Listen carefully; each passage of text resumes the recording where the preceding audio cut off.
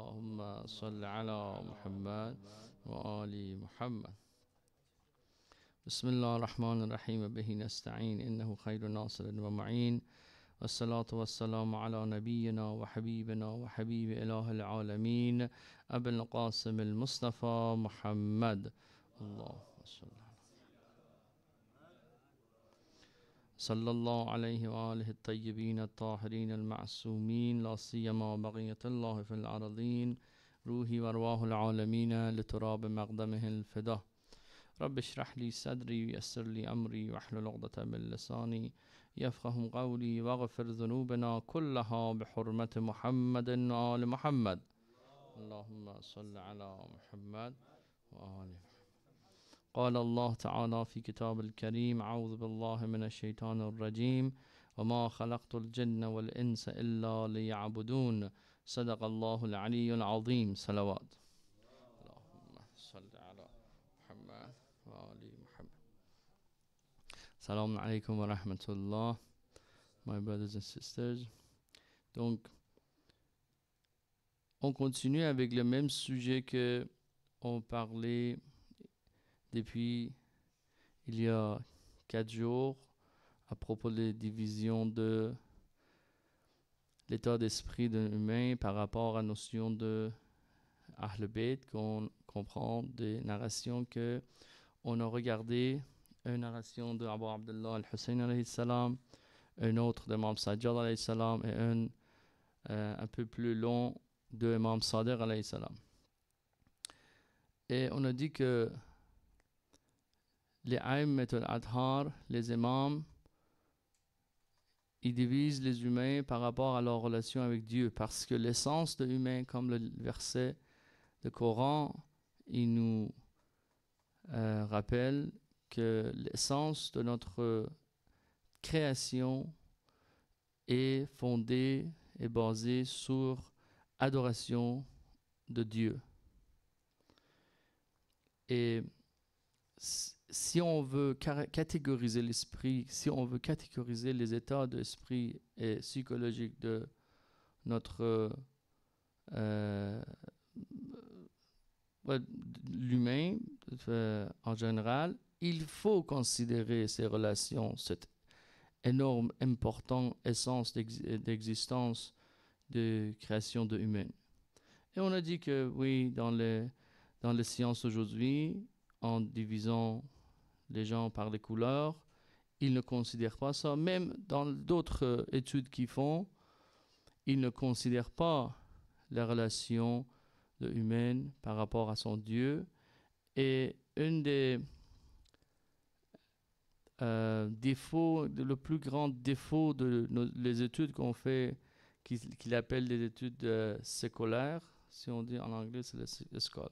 Ça se dit en français, ouais, c'est séculaire. Et ça veut dire de ne pas avoir la religion dans les études. C'est exactement les grands défauts qui existent dans les études qui est forcé à nous pour étudier et avoir des degrés pour travailler. Et vous voyez que tout le système est basé sur l'occupation et l'argent. Donc, les gens sont obligés pour vivre, il faut qu'ils se soumettent à étudier les livres qu'eux ils choisissent dans l'université. Les enseignants doivent être les gens qui étaient en accord et alignés avec les pensées du système. Et c'est comme ça qu'il crée une ambiance, un environnement pour vraiment contrôler nos pensées et diriger et guider les pensées vers un système que eux veulent contrôler les limites de l'humain. Comme on a dit, les limites de l'humain, c'est tellement plus haut c'est tellement plus haut que il donne juste la valeur et priorité dans sa vie à l'occupation et à l'argent. Et on a dit qu'il faut qu'il donne la priorité à son rôle comme un servant et croyant de Dieu. Ça, c'est le plié de le rôle. Et les autres rôles, être père, être mère, être l'enfant, tout est relié et tout est calculer par rapport à le rôle d'un mu'min. Comment, ça veut dire servir de Dieu. Comment le Dieu va être satisfait avec moi d'être un père? C'est comme ça que je dois être un père. Comment qu'il veut que je sois un enfant de mes parents? C'est comme ça que je dois être l'enfant de mes parents. Comment que le Dieu va satisfaire doit être quelqu'un dans la société, dans la communauté, par rapport à la relation avec les autres. Tous les autres rôles que j'ai, ça devrait être autour le rôle central qui est mu'min, qui est le serviteur de Dieu et quelqu'un qui adore Dieu. Donc, par rapport à la vision qu'on a dit, la vision d'améliorer notre compétence et valoriser notre talent pour le chemin de vérité, on a des outils qu'on peut observer. Un des outils, c'est différents états de notre esprit. Si on est des commerçants, on doit, si on voit que notre état d'esprit, c'est dans un état commerçant, ça veut dire un état qui veut des profits. On doit regarder les récompenses que Dieu nous donne par rapport à les actions qu'on prend pour sa satisfaction. Si on se concentre sur les récompenses, cet esprit va nous aider à être motivé de prendre des actions en accordant, en lignant avec la satisfaction de Dieu. Dans les états de peur, il faut qu'on se fait rappeler à propos des châtiments et les punitions des mauvaises actions si on prend. Donc, on essaie de contrôler notre nafs, notre soi, quand ça vient à des mauvaises actions. Et aussi, le peureux, les gens qui ont l'esprit peur, ils sont prudents à planifier leur vie, de ne pas tomber dans les dangers. Donc, ça aussi, en se rappelant les punitions et les châtiments et le regret de la journée de jugement, on peut devenir quelqu'un qui se soucie pour la journée de jugement. Donc, il planifie, il stratégise, il pense, réfléchit sur son chemin et des choix qu'il doit faire par rapport à de se protéger par rapport à la journée de jugement. Esprit amour et haine, on a dit que ça c'est un des esprits élevés que Imam Hussein alayhi salam il disait que j'aime adorer Dieu par l'esprit de amour. L'esprit amour, on a parlé que c'est un fort esprit, mais en même temps il faut être vraiment conscient de ne pas tomber dans les pièges de Shaitan, de ne pas tomber dans les pièges de décoration que Shaitan il fait décorer le monde pour nous, pour qu'on tombe amoureux, on s'attache à les choses mondaines. Il faut faire attention. Aussi, il ne faut pas agir, parce que quelqu'un qui a l'esprit amour, on a dit que ses actions sont basées autour de la sensation amour, sensation de affection et les émotions amour et haine. Donc, il faut faire attention de ne pas réagir par rapport à gagner les amours des gens autour de nous. Par exemple, il y a beaucoup de gens qui planifient et stratégisent leurs plans dans la vie pour satisfaire et gagner les louanges des gens autour d'eux. Or, pour que tout le monde dise « Mashallah, t'étais bon, Mashallah », pour se faire applaudir. Ou même des salawats, il n'y a pas d'importance. C'est que si tu plains pour pour satisfaction des gens autour de toi, à un moment donné, quand tu es dans une situation que Allah met un test devant toi, tu vas avoir difficulté de passer ce test par rapport à satisfaction de Allah. Aujourd'hui, on va parler à propos de l'esprit de sage. Esprit sage, c'est une vision rationnelle. Ça veut dire quelqu'un qui a... Une fois, parce que quelqu'un m'a demandé cette question hier, je vais répéter. Ces 5 esprits qu'on parle, c'est pas séparé. Ça veut dire que quelqu'un, il peut sentir, avoir esprit commerçant envers un sujet et avoir expérimenté esprit, مثلا, peur à propos d'un autre sujet. Donc, ces 5 esprits est dans tout le monde. Il expérience. Mais des fois, certains sujets, j'ai déjà donné l'exemple. Par exemple, quelqu'un quand il pense à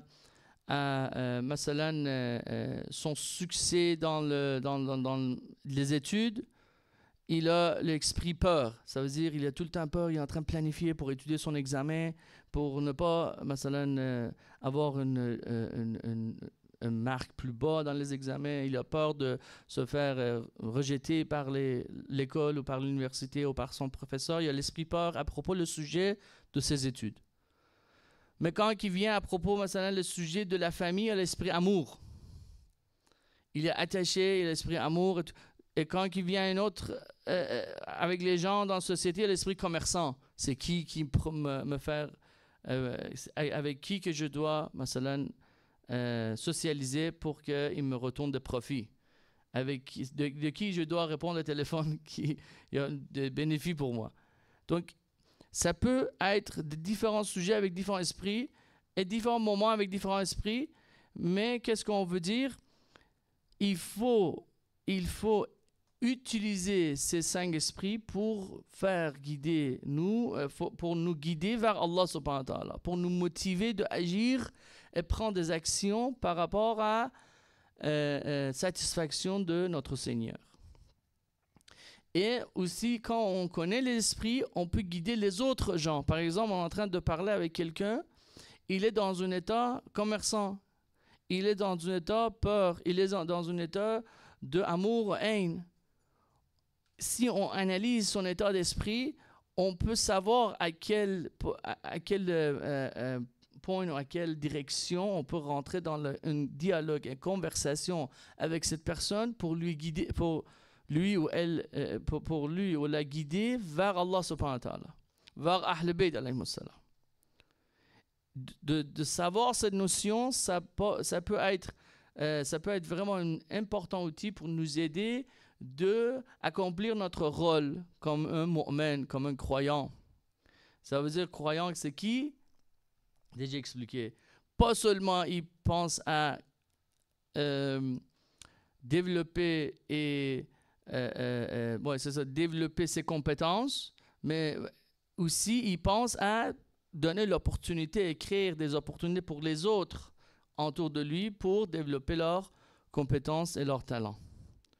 Donc, avec cette notion, vous avez un grand outil dans votre main pour développer vous-même et développer et faire créer des opportunités pour les autres pour qu'ils se développent et soient dans le chemin droit, Inch'Allah.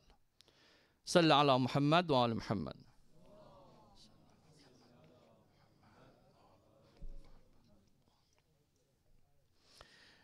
Donc, l'esprit sage considère une vision rationnelle par rapport à toutes les choses. Et c'est basé sur la connaissance et la réflexion. C'est-à-dire, il pense, il réfléchit. Il agit et abandonne en fonction de sa compréhension à propos des data. Les data, on dit, ouais, les data. Des données, ouais. Les données qu'il reçoit, les données, les informations qu'il a, comment il les comprend? En réfléchissant, il réagit par rapport à sa compréhension. Donc, on va regarder les versets qui parlent et Inch'Allah, les narrations à propos de cet esprit. Ça va être plus clair pour vous. Donc, une des vision et perspective de quelqu'un qui est dans l'état de sage, dans l'état d'esprit sage, c'est que il se socialise, il commence ses relations par rapport à la calculation de les mérites. Ça veut dire, par exemple, il dit, est-ce que cette personne, il mérite d'être mon ami? est-ce que cette fille, il mérite d'être mon ami? Est-ce que cette école, cette société, cette communauté, cette action, il mérite que je mette du temps pour? Il commence à... La fonction d'arriver à la conclusion, c'est par rapport à donner une note à le niveau de méritage, si on peut dire, je ne sais pas, de l'action et des gens qui peut-être il doit dépenser du temps pour. Et c'est ça que j'ai expliqué ici. Et j'ai dit mérite, quand on dit quelqu'un mérite quelque chose ou une action, est-ce que mérite de mettre du temps, c'est par rapport à leur amélioration de compétences. Ça veut dire, est-ce que cette communauté est en train de m'aider, d'améliorer mes compétences? Est-ce qu'il mérite que je socialise avec? Est-ce que cette personne, c'est un bon ami, il est en train de m'aider dans le chemin de développement personnel ou non? Et les gens, ils commencent à... les gens qui sont dans cet esprit sage, où je dis, par rapport à certains sujets, on peut avoir un esprit, par rapport à l'autre sujet, on peut avoir un autre esprit. Mais cet esprit sage, c'est comme ça, c'est une vision rationnelle. Commence à réfléchir, commence à prendre des décisions. Donc, avec cet état d'esprit, l'individu adore le Dieu parce que quoi? Parce que il observe la bénédiction que Dieu lui a accordée et il devient à cette conclusion que Dieu, il est la seule personne, la seule chose qui mérite d'être adorée. Quelqu'un qui son état d'adoration et de relation avec Dieu, c'est basé sur l'esprit sage. C'est à cause qu'il a pensé, il a regardé la création de Dieu, il a regardé les nombreuses bénédictions de Dieu et il a devenu à ses conclusions que c'est juste Allah qui mérite que je adore. C'est juste Allah qui mérite que je fais mes actions par rapport à sa satisfaction. Pas les autres. Même pas moi-même. Ça, c'est important. À un niveau que on ne doit pas choisir les actions ou stratégiser et planifier notre vie par rapport à notre, comment on dit, qu'est-ce qu'on veut, notre vouloir, notre attachement. Non, par rapport à Dieu. Notre satisfaction doit être alignée avec Allah subhanahu wa ta'ala satisfaction. Ça, c'est important. Peu à peu, si on essaie de guider tous les aspects de notre vie pour être aligné avec Allah satisfaction, vous allez voir que votre satisfaction, les choses que vous aimez aussi, ça va être aligné avec les choses que Allah aime. Et c'est comme ça, les degrés de ma'soumine, de imam, c'est exactement ça. Ce que les imams aiment, Allah aime. Ce que les prophètes disent, ça veut dire Allah dit cette chose-là. Parce que, salam alaikum wa rahmatullah. Inch'Allah, si on attend, demain, pour la conclusion de ce sujet, je peux parler des Qurb al-Nawafil et Qurb al-Fara'id. C'est deux des étapes humaines qui peut atteindre, que toutes vos actions deviennent en alignant de Allah subhanahu wa ta'ala's satisfaction. Ça veut dire toute votre volonté, c'est Allah's volonté. Dans cette étape de Qurb al-Nawafil, Qurb al-Fara'id. C'est des hadiths que les Ma'soumines nous ont donné à propos de ce level de humain qui peut atteindre. On va Inch'Allah parler plus tard. Mais Qala Ali ibn al-Hussein, Imam Sajjad, il dit à propos de cet esprit de sage, après qu'il a nommé les deux esprits, ça veut dire l'esprit commerçant et l'esprit peur, quelqu'un lui demandait qu'il a fallu.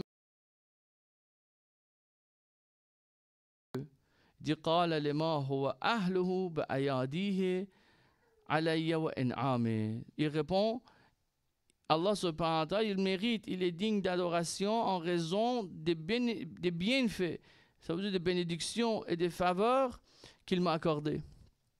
Et c'est pourquoi je l'adore. Ça veut dire, une vision sage, une vision avec réfléchi, son base, c'est une vision rationnelle.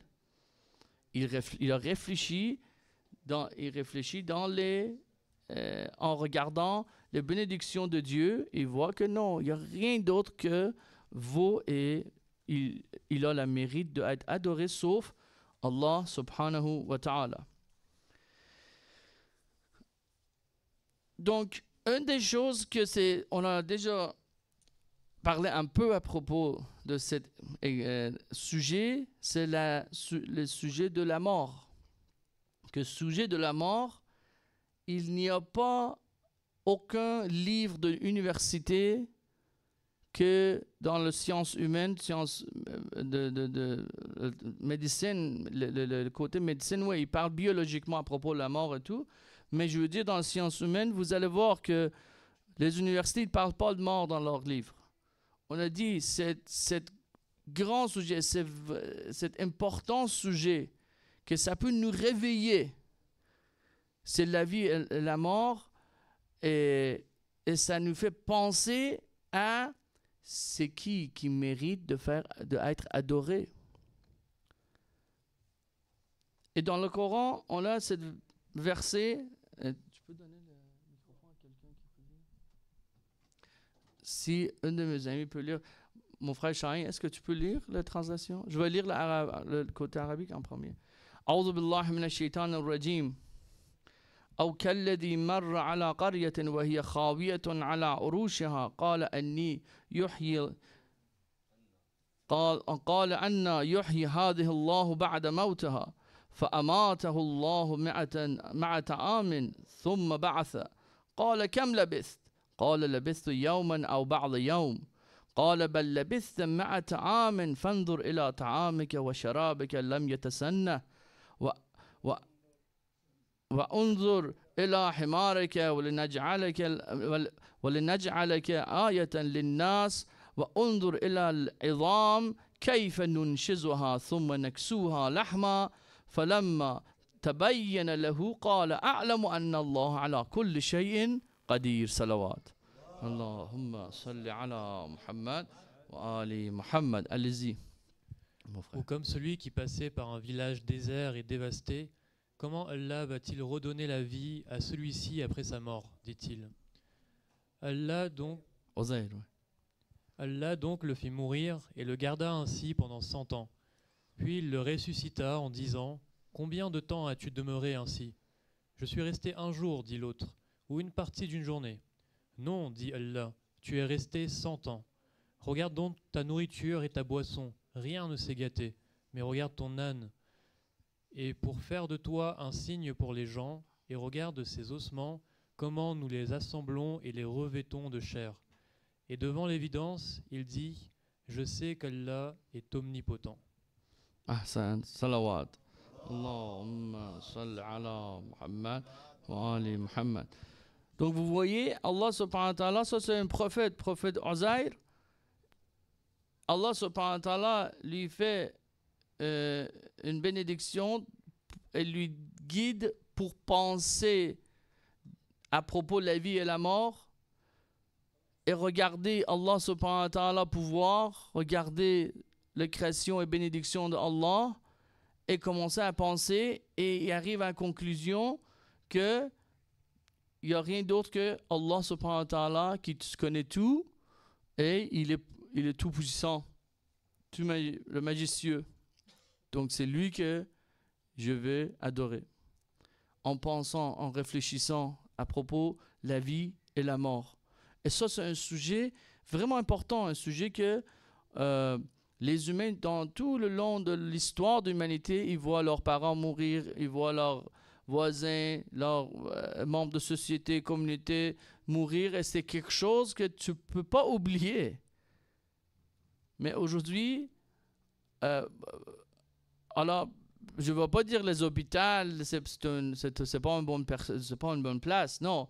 Mais avec le système que, je ne veux pas aussi nommer certaines religions, mais avec le système que certains groupes ont créé, vous ne voyez pas les morts, vous ne voyez pas quelqu'un mourir devant vous. Mais avant, quand quelqu'un était malade, il était dans la maison, il mourait devant les yeux de la famille. Tout le monde se rappelait la mort. Oh, on va être un jour comme ça. Mais maintenant, quand il est malade, il est à l'hôpital, tout privé. Il y a certains gens qui le voient, il y a certains qui ne le voient pas. Et après, il est mort et il le met dans le terre. Non, il n'y a personne qui commence à penser à propos de ce qui est arrivé. Parce qu'ils sont tellement occupés avec leur vie et ils ne voient pas le processus de la mort. Mais avant, la mort dans la guerre, la mort dans la maison, la mort dans la société, c'était vraiment plus présent qu'aujourd'hui. Et la mort, c'est quelque chose qui fait les gens penser à propos de l'avenir qu'ils ont. Donc, pourquoi? C'est quoi qui vaut la mérite que je mets le temps pour? C'est quoi qui vaut la mérite que je sacrifie toutes les compétences et le talent que j'ai? Et vers quoi et vers quel chemin je dois dépenser ces compétences, le temps et les compétences que j'ai dans mes mains. Donc, une autre chose que ça doit nous faire penser, c'est la nature, le monde de la nature autour de nous. Regardez, les miracles, c'est des choses qui sont extraordinaires. Ça veut dire qu'ils ne sont pas naturellement arrivent dans tous les jours de notre vie. Mais il ne faut pas oublier que toute la nature qu'on est en train de vivre, c'est des miracles. On est juste habitué.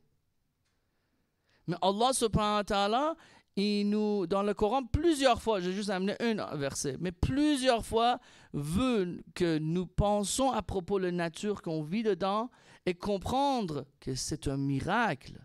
Ce n'est pas juste quelque chose de prendre comme ça, que c'est normal que le soleil vient et la lune vient et la nuit vient et le jour vient. C'est un normal. Non, ça c'est des miracles. Et c'est des signes pour nous pour comprendre que c'est juste Allah qui mérite pour être adoré. Regardez un des versets, verset Fussilat numéro 37. وَمِنْ آيَاتِهِ الليل والنهار والشمس والقمر لا تسجدوا للشمس ولا للقمر واسجدوا لله الذي خلقهن إن كنتم إياه تعبدون. Allez-y mon frère, si tu peux lire la translation, merci. Parmi ces merveilles sont la nuit et le jour, le soleil et la lune. Ne vous prosternez ni devant le soleil, ni devant la lune, mais prosternez-vous devant Allah qui les a créés, si c'est lui que vous adorez. Vous voyez que pensez, réfléchissez à propos des signes et vous allez arriver à ces conclusions. Pensez à la mort et à la vie. Pensez à les signes et regardez le pouvoir de création de Dieu. Et vous allez être sûr et devenir à une ferme conclusion qu'il n'y a aucun d'autre chose que mérite d'être adoré. Donc, des gens ils ont l'esprit sage, ils commencent à créer cette relation avec Dieu par rapport à leur esprit sage, vision rationnelle, vision qui est basée sur réfléchir, ce qui est en ligne avec, qui agissent par rapport à la mérite et la compétence. Ils aussi commencent à réfléchir à propos de leur existence depuis le début de ces jours de vivre jusqu'à la fin. Qu'est-ce que je fais ici? C'est quoi? D'où que je viens? D'où que j'aille? Ça, c'est une des narrations de Imam Ali, mais je ne l'ai pas amené ici. Mais Imam Ali, alayhi salam, il dit que Dieu bénisse celui qui pense à propos de ces trois questions. Où est-ce qu'il vient? Qu'est-ce qu'il fait ici? C'est quoi son mission ici? Et où est-ce qu'il va aller? Ces trois questions, c'est des questions vraiment profondes que si quelqu'un commence à penser, il voit qu'il n'y a aucune autre chose qui peut le répondre sauf la religion complète de l'islam qui est alhamdulillah, protégés par notre prophète et les imams, alayhimus salam, salawat. Allahumma salli ala Muhammad wa ali Muhammad. Donc dans ce verset, Allah subhanahu wa ta'ala, il dit, il nous fait réfléchir à propos de notre création. Ya ayyuhan nas, ittaqu rabbakum alladhi khalaqakum min nafsin wahida wa khalaqa minha zawjaha wa batha minha rijalan kathiran wa nisaa wa ittaqu Allah alladhi tasaaluna bihi wal arham wa inna Allah kana alaykum raqiba. Allez-y mon frère. Ô homme, craignez votre Seigneur qui vous a créé d'un seul être et a créé de celui-ci son épouse et qui a de cela a fait répandre sur la terre beaucoup d'hommes et de femmes. Craignez Allah au nom duquel vous vous implorez les uns les autres et craignez de rompre les liens du sang. Certes, Allah vous observe parfaitement. Salli ala Muhammad wa ali Muhammad.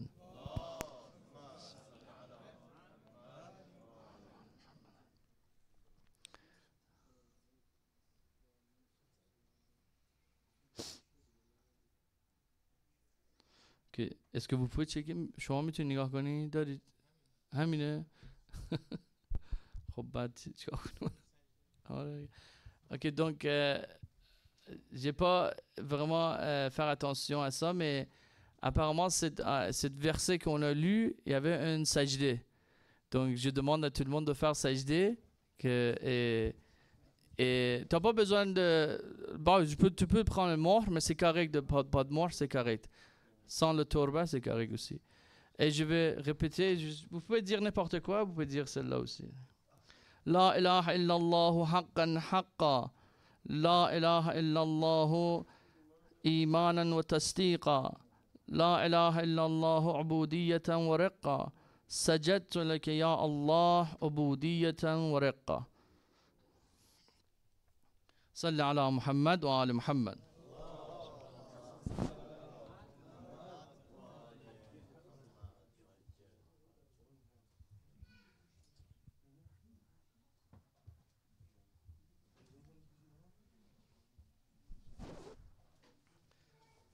Merci beaucoup mon frère. Allahumma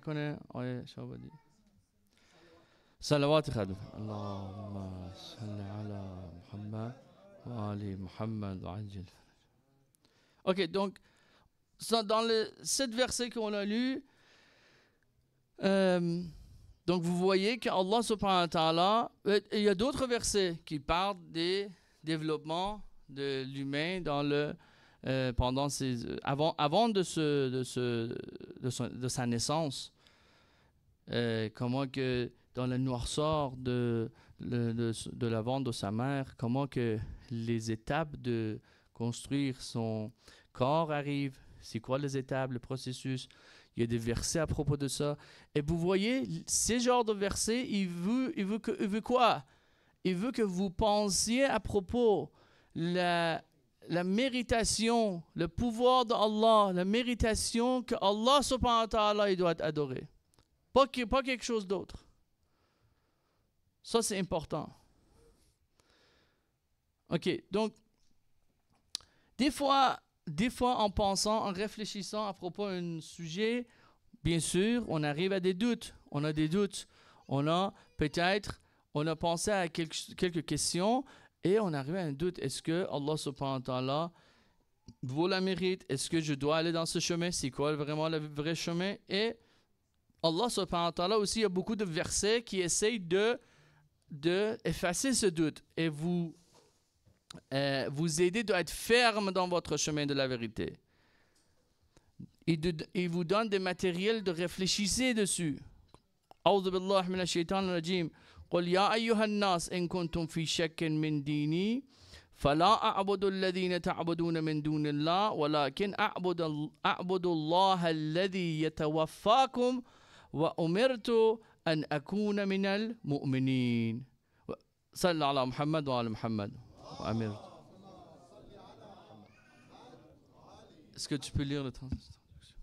Dis aux gens, si vous êtes en doute sur ma religion, moi, je n'adore point ceux que vous adorez en dehors d'Allah. Mais j'adore Allah qui vous fera mourir et il m'a été commandé d'être du nombre des croyants. Vous voyez, Allah subhanahu wa ta'ala dit, pensez, la vie et la mort, c'est dans les mains de Allah subhanahu wa ta'ala. Ne pas avoir de doute que c'est juste Allah qui mérite d'être adoré. Ça, c'est important aussi. Ça, c'est matériel, de penser. Le Coran, il nous donne du matériel pour penser et comprendre la position de notre Seigneur, comment il est dans une position de pouvoir et miséricorde. Bien sûr, une des meilleures d'approcher face à l'obéissance et aussi de se protéger à faire des péchés, c'est d'être rationnel et avoir une approche rationnelle quand on face à l'obéissance. Et on doit être patient si on est devant une situation que on peut commettre un péché. Imam Abi Abdullah, Imam Sadiq alayhi salam, قال اصبروا على طاعة الله وتصبروا على معصية الله فإنما الدنيا ساعة فما مضى فليس تجد له سرورا ولا حزنا ولا لم يأت فليس تعرفه فاصبر على تلك الساعة التي أنت فيها فكأنك قد اغتبتت. Allez-y. Soyez résistants dans l'obéissance à Dieu et endurez face à la désobéissance à Dieu, car le monde n'est qu'une heure. Ce qui est passé ne vous apporte ni joie ni tristesse, et vous ne savez pas comment sera ce qui n'est pas encore venu. Donc, soyez résistants dans cette heure où vous êtes. Si vous êtes résistants, vous serez bientôt l'objet de l'envie des autres. Hassan. Donc, Imam alayhi salam, il nous donne d'être résistant dans l'obéissance d'Allah.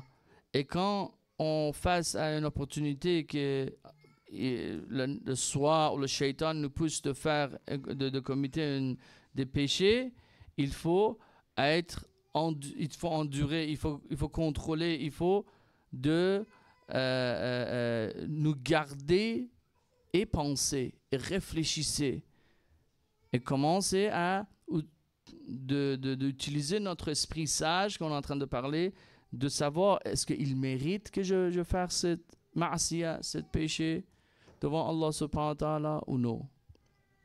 Et savoir que ce monde, ça ne va pas durer pour éternité et je dois aller ce monde vers au-delà et je dois me préparer pour le jour de jugement. Donc, dans la perspective de cet individu qui a utilisé son état sage, son état de réfléchissant à propos des bénédictions de Dieu, le méritage de Dieu qu'il mérite d'être adoré, le monde est une place il a une durée vraiment courte. Et la vie est très limitée. Comme on dit, mu'min, le monde pour un mu'min, c'est comme une prison, si vous avez entendu cette narration. Et pour qu'il voit la vie courte, il va aussi comprendre que ça ne vaut pas la peine, avec le temps que j'ai dans mes mains, de faire des péchés. Je dois juste me concentrer des bonnes actions. Je dois me concentrer sur la vision d'améliorer mes compétences et florisser mes talents dans le chemin de vérité. Ça ne vaut pas la peine que je mette du temps pour quelque chose d'autre. Imam Ali alayhi salam, après le dunya, il dit innama dunya mata'u ayyamin qala'il thumma tazulu kama yazulu as-sarab wa tuqsha'u kama yanqashi'u as-sahab. Allez-y. Dans la perspective de ces individus, le monde est d'une durée si courte que l'individu, avec sa vie très limitée, passe un certain temps dans cette courte période. Imam Sadiq alayhi salam, il parle à propos de la demande de Luqman qui a fait à son fils.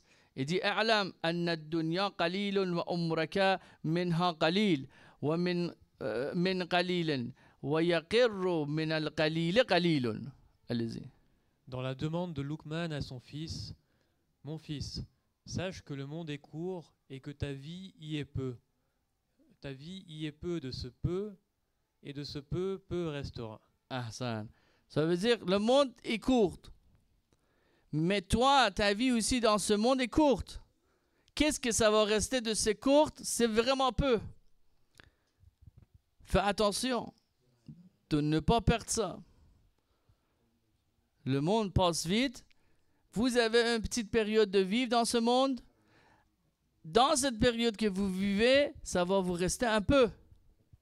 Donc, essayez de s'en profiter le plus, de ne pas perdre votre temps sur des autres choses qui n'ont pas le mérite d'être adorées, de suivre, de mettre du temps. Donc, on n'a pas de temps, Inch'Allah, Allah subhanahu wa ta'ala nous bénisse d'être parmi les soldats et guerriers de Imam Zaman, Ajallah ta'ala faraju sharif, bis salawat ala Muhammad wa ala Muhammad.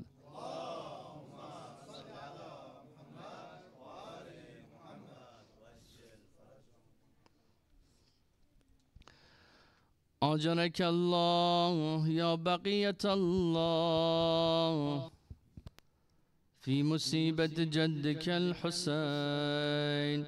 السلام عليك يا بقية الله.